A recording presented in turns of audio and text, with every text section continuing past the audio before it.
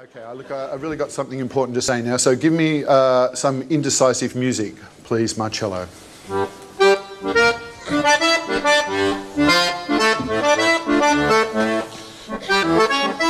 There are so many questions in life, Marcello, so many questions.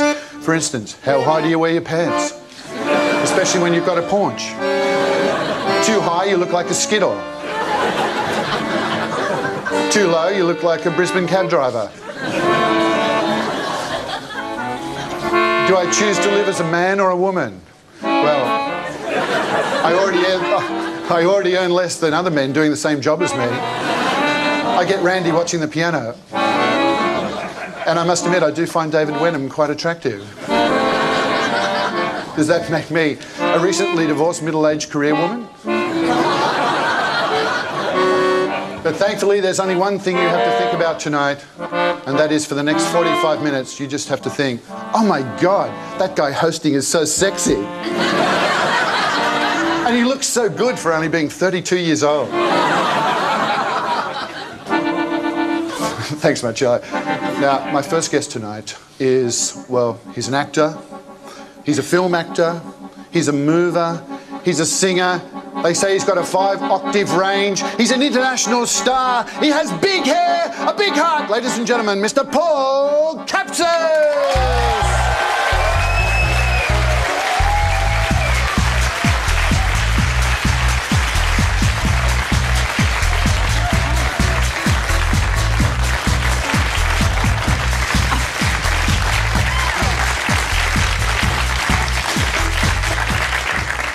Well, thanks for being on the show, Paul. Thanks for having me, Steve. Now, how often do you wash your hair? I know I'm asking the hard-hitting questions, but... That's a personal question on national television. Probably once a week, but I rinse it through the week and put conditioner and keep it sort of silky looking. Mm. If I put too much product in my hair, you can bounce a Weet-Bix off it, you know. How often do you wash your hair, I wash Steve? it about once a week, yeah. But it's quite a process getting my hair, like, you know, going through the whole brushing and then waiting half an hour, and then you've got to put in the shampoo, and then you do the conditioner, and then you've got to wait half an hour and 15 minutes and rinse it. And do you have that problem? No, not really. Now, I think you're one of Australia's best-kept entertainment secrets, really. You know, you're an international star, you've won awards for theatre, you've won an AFI for your role in Head On, and yet you still seem to be a fringe performer. Does this bug you at all? Underground. Yeah, it's kind of annoying.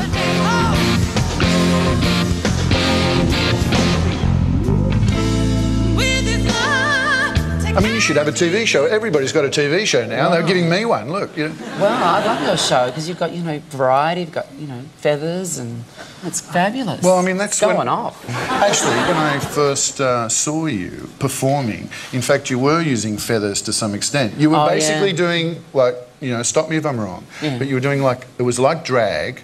You were doing characters, but instead of miming, you're actually singing. Isn't that a bit radical in the drag world? Well, yeah, it was a long time ago, and it was I was the only one singing on the scene, and it was drag in those days. I used to wear high heel shoes and dresses and stockings. It was fabulous. It was very liberating. I mean, it's really good. It's a really good thing to do once at least. And, but I found it really bad on my back, you know, the shoes. What, high heels? Yeah, high heels. It was really bad for my neck and my back, so I had to give it up.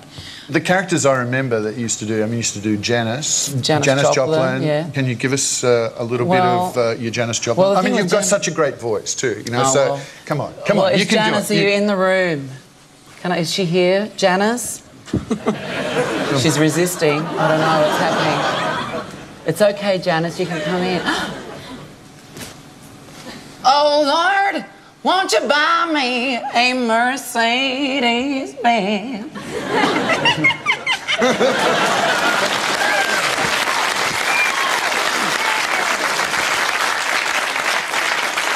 Do you feel more freedom when you got a character, like a... Yeah, I did initially, you know, when I had behind a character, when I wore the drag, or any costume I ever wore, makeup. I still wear makeup, but, you know, you do kind of feel like you can do more and you can be more bold and crazy when you wear, you know, a costume, but then after a while you kind of feel a bit trapped. You sort of feel like, you know, you're kind of stuck.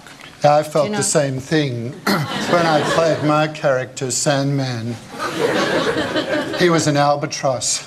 But now he's dead.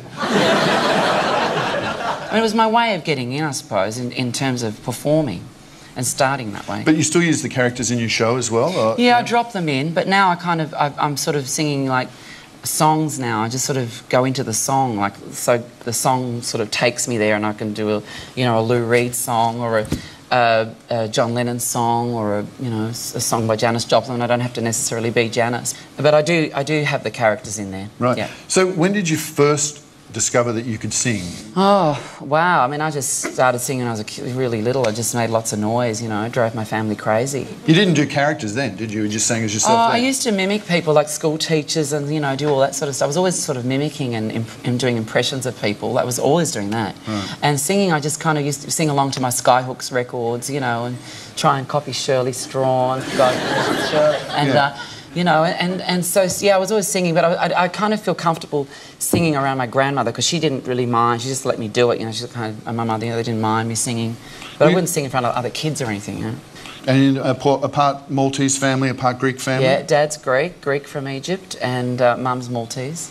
How was that? Did you... Well, they divorced when I was, I think, 12 months old, and I would see my father on the weekend. And so I'd have a Greek weekend and I'd have a Maltese week, and then sometimes I'd go to school and have a whole totally multicultural experience. Have you got brothers and sisters? Yeah, I've got 2 brothers, an older brother and a younger brother, yeah. Well, I'm an only child, as you know, I grabbed the exit sign when I came out so nobody else could follow me.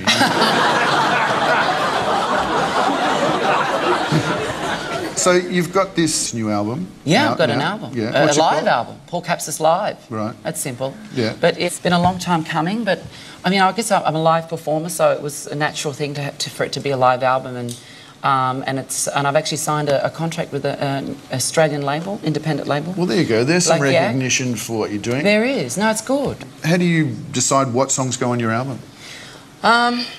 Just songs I connect with, like lyrics.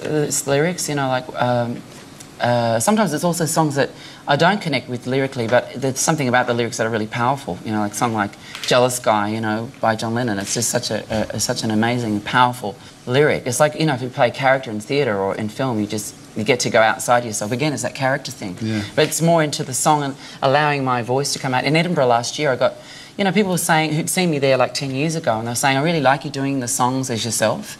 So that was encouraging, because if they said, look, I prefer you doing the Dead Divas, that's sort of making it hard. Now, I was just thinking, we were just talking about this in the dressing room earlier. When you take your mother's maiden name and your first pet to get your drag name, that makes me Twinkie Dobra. So what would yours be? Juza Bonisi. Yeah. Which is your pet's name? Juza. Juza? That's Josephine in Maltese. Juza Bonisi. Yeah. Yeah. What a great question to finish on. A little bit of Janis for us. What about it? Yeah. Please, go for it. Take it. Take another little piece of my heart now, baby. Break it. Break another little piece of my heart now, honey. Have another little piece of my heart now, baby. You know you got it if it makes you feel good. Mr. Paul Capsis, ladies and gentlemen, thank you, Paul. Thank you.